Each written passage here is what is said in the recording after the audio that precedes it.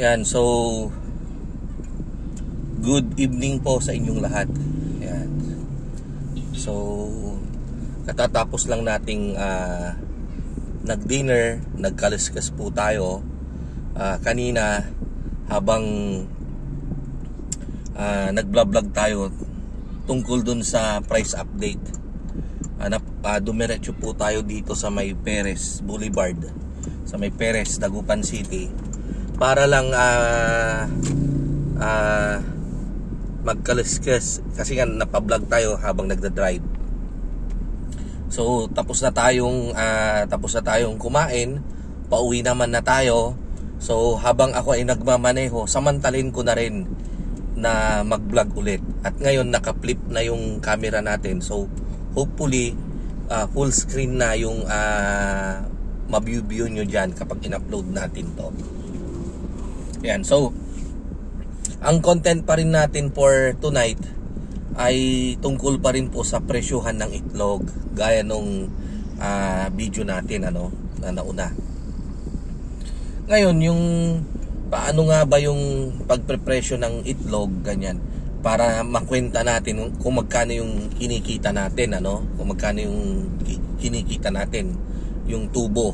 Ayan. So meron pong mabilis na pag-compute dyan.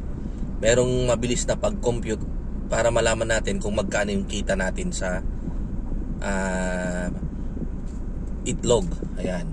So meron tayong overall rule na kapag tayo ay nagpakain, tandaan po ninyo, kapag tayo ay nagpakain ng isang sakong feeds, 50 kilos po, ito po ay layer 1 na feeds.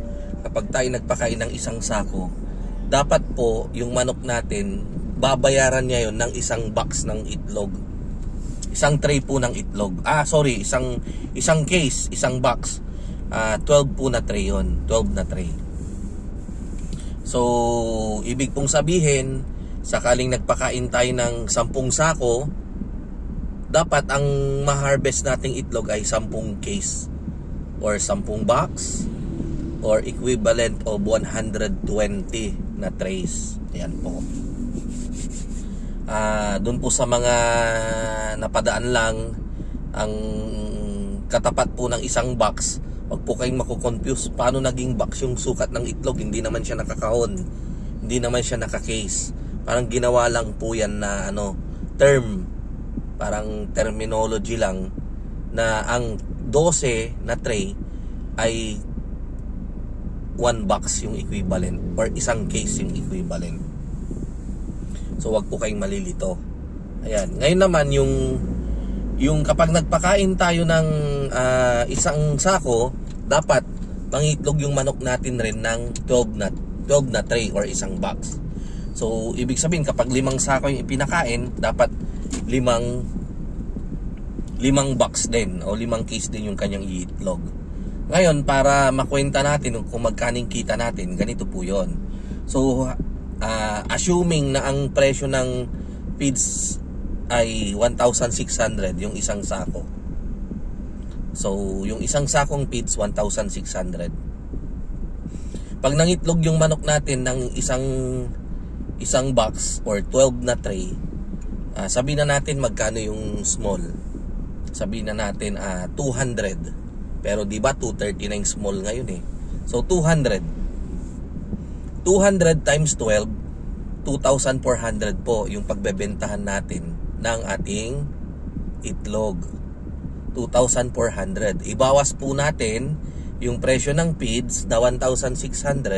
So meron po tayong 800 pesos a day. Ayan. Gross po yan. Ileles pa po natin yung mga pasahod, mga ganyan, mga expenses, kuryente, etc. Ayan. So halimbawa, nagpakain tayo ng 10 sako, 1,600 po ang isang sako, 16,000 po yung naipakain natin na halaga ng feeds. Kapag small lahat yung itlog natin, 200 na lang para madaling kwentahin, 2,400. 10 box yun, so 24,000. So ang kita natin 8,000 pesos a day.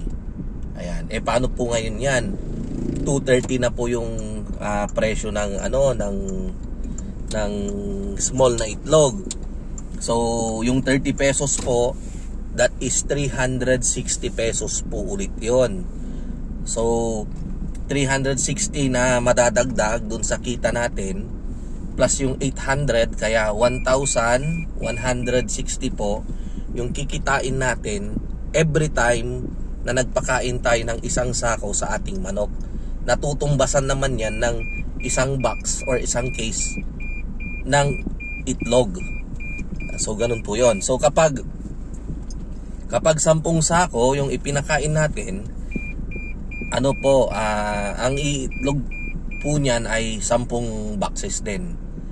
Ang pagbebentahan natin ay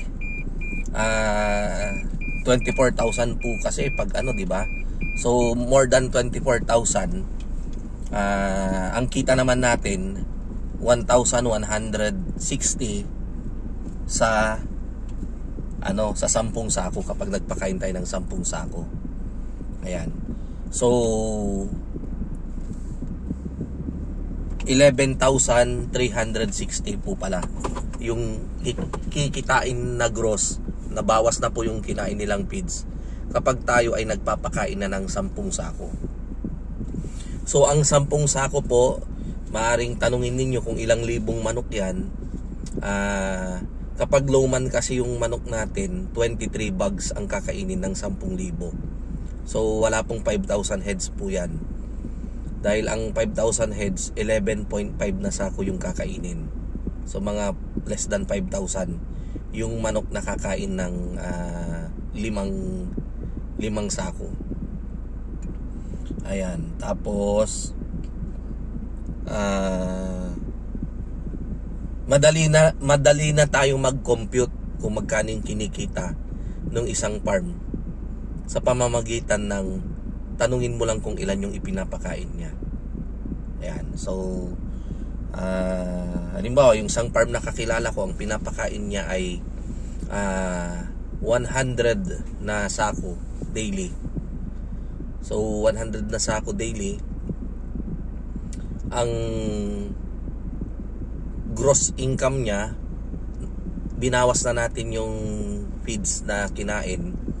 So 11,000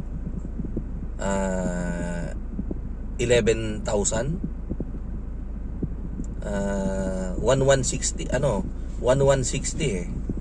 So 110,600. Ayan, 110,600 yung gross income niya daily, dahil nabawas na po yung feeds niyan.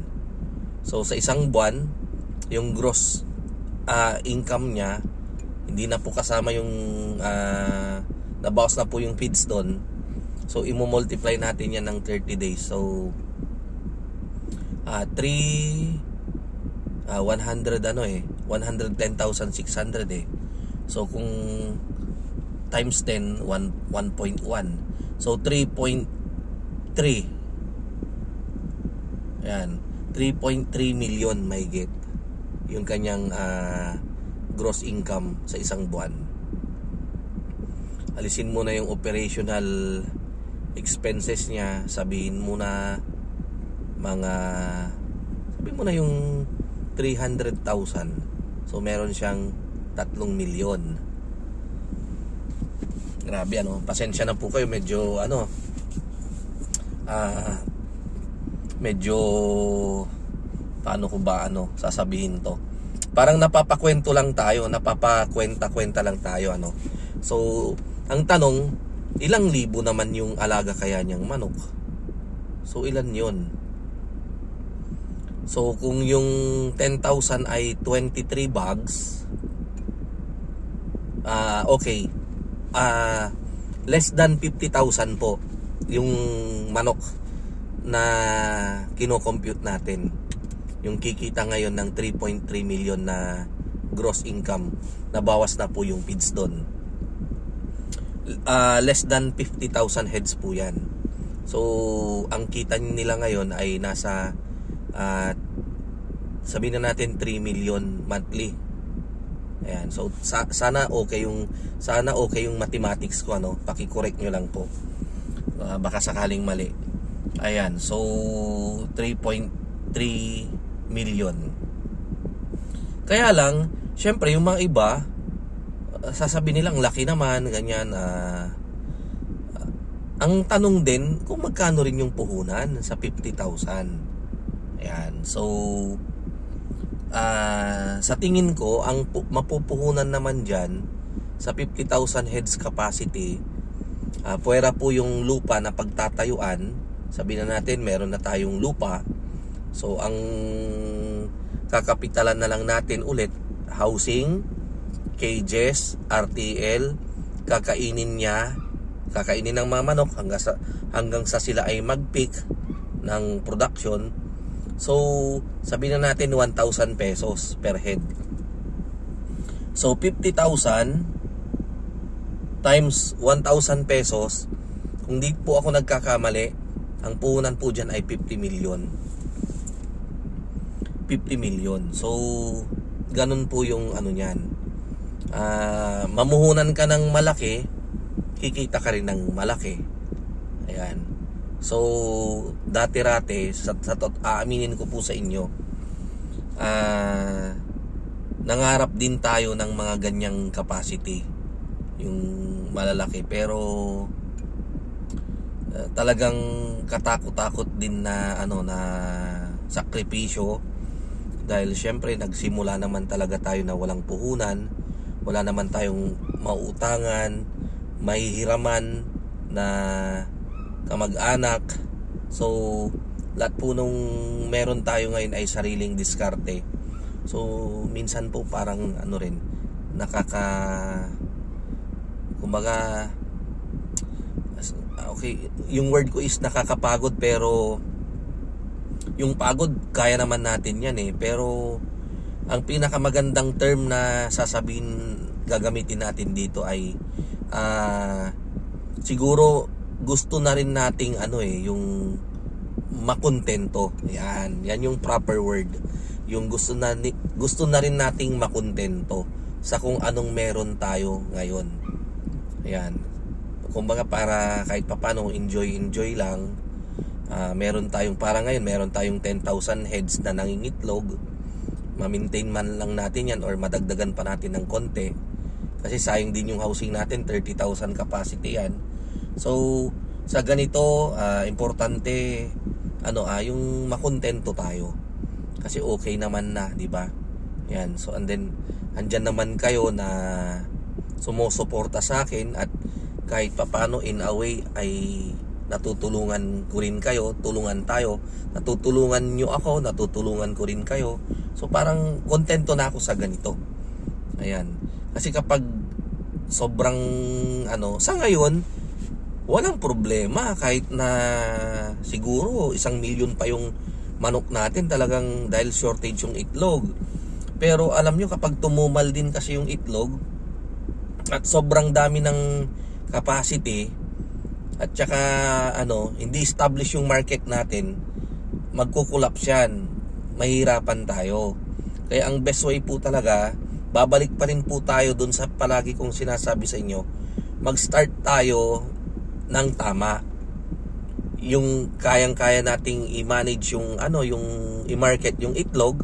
Number 1 po talaga dyan, marketing, and then management sa pag-aalaga ng mga manok sa farm. 'Di ba? Kasi kahit ang galing nating mag-market ng itlog, kung yung management naman natin sa farm ay very poor, wala rin tayong maibebentang itlog kasi mahina yung production, mababa yung production natin. Ayan. So dapat mag-jive po yan, proper management, and then proper marketing system. Ayan. And then habang tumatagal, lumalaki rin yung capacity natin, lumalaki rin syempre yung market natin, hanggang yung coverage ng mga pinagdadala natin ng itlog. So and then continuous rin syempre yung expansion, dahil kapag gamay mo naman na kasi yung ganong capacity, okay na yung market mo, naka-establish na, parang money-money na lang eh. Alam mo na kung alam na natin kung sino yung kukuha ng itlog natin bukas, sa makalawa. 1 week lang naman kasi yung bubuin natin eh. Yung kumuha ng itlog natin ng Monday, siya rin ulit yung kukuha ng itlog natin sa Monday. So bubuin lang natin. Ngayon, kung may malaki tayong buyer, Monday, Tuesday, kukunin niya yung slot. Wednesday, Thursday, isang tao rin yon. Yan. So, by next week, sila na naman yung kukuha nun. So, wag po kayong malilito. Ganyan. Rotation lang po yan. Yan. Pero mas maganda, nasabi ko na rin, wag nyong ibibigay yung itlog ninyo sa isang tao lang. Para kapag huminto siya, nagtampo sa atin, or kung whatever man yung reason, nakahanap siya ng mas murang mapagkukuhanan, mas malapit niyang mapagkukuhanan, or mauutang niya, etc., hindi po tayo apektado, hindi po tayo tatamaan masyado, dahil may iba pa tayong option, ibang choices na pwedeng pagbigayan ng itlog natin, hindi lang siya. Ayan, so ganun. So ganun lang po, at least nabigyan ko po kayo ng idea, yun yung technique. So ako po, kapag may kausap ako, sir, may farm pala kayo. Yes sir. Anong pinapakain yung feeds? Ganun ako. Hindi mo naman kasi pwedeng tanungin na ilan yung pinapakain mo, di ba? Dapat may pasakalye muna tayo. Anong feeds ang pinapakain nyo? Sasabihin niya ganito. Ano ho yung breed ng manok nyo? Sasabihin niya Lowman, Decalb, High Sex, Highline. And then after that, ilan naman ho yung naipapakain yung feeds daily? So yan na. So pag sinabi niyang 3, 5, 2, 1, at least may idea na tayo. Ayan. So ganun lang po yung technique. So yung kausap natin, hindi niya alam na alam na natin, di ba? So ganun lang po. Ayan. So andito na po tayo sa compound, sa bahay. Nakahinto na tayo. At bago ko wakasan yung video natin, ay nagpapasalamat pala ako kay Mr. and Mrs. Sid Paed ng Mabini, Pangasinan. Sila po ay nagpabook ng 1,008 heads sa pang December 7 natin. So dun po sa mga hindi pa po nakapag-avail, text lang po kayo sa number ko, 0927-427-1056. Text lang po kayo. Yung mga tawag po, pag hindi ko masagot, mag-text po kayo para masagot ko po yung mga text ninyo. And then ganun pa rin po sa Mang Mags, sinisikap ko po kayong replyan lahat. So sa sobrang dami po. Pero ngayong gabi, pag akyat ko na naman ng bahay, magre-reply muna ako ng siguro mga 30 minutes to 1 hour, and then ako po ay matutulog na rin. And then bukas maaga na naman, maagang gising, alas 3, alas 4, tayo ay mag-iikot na naman sa farm. Ayan, so ganun lang po. Talagang ganun po yung ating routine daily. Ayan, so once again, maraming salamat po sa inyong panonood. Ito po ang inyong kaibigan, ang inyong kamanukan, walang iba kundi si Mang Mags, na nagsasabing mabuhay po tayong lahat, and God bless. Thank you po, thank you.